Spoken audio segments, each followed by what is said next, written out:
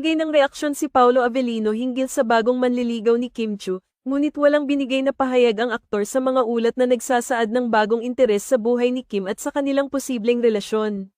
Kamakailan lang, maraming mga balita ang lumabas na nagmumungkahi ng isang bagong manliligaw sa aktres na si Kim Chiu.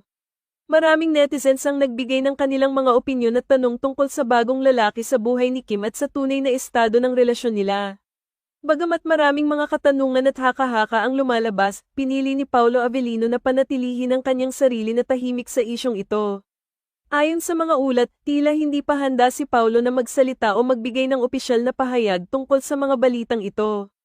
Ang kanyang katahimikan ay nagdulot ng iba't ibang spekulasyon mula sa publiko at mga tagahanga.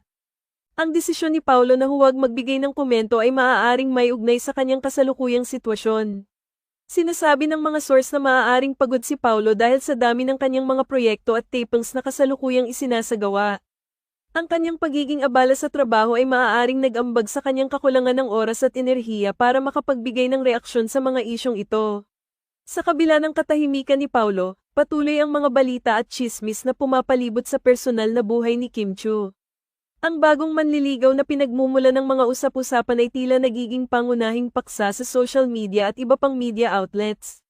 Ang publiko ay sabik na malaman ng karagdagang detalye tungkol sa relasyon ni Kim at sa sinasabing bagong lalaki sa kanyang buhay.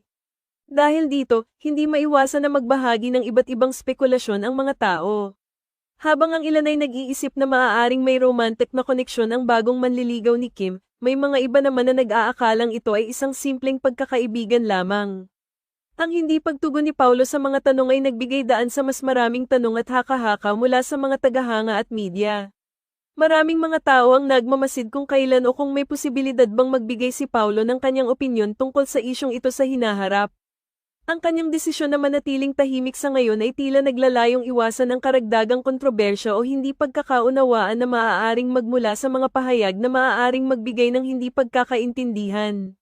Sa kabila ng lahat ng ito, ang mundo ng showbiz ay patuloy na abala sa mga pangyayaring ito, at ang mga taga-subaybay ay patuloy na nag-aabang ng anumang updates na maaaring magbigay linaw sa tunay na estado ng relasyon ni Kim Chiu at sa mga kasangkot sa kanyang buhay.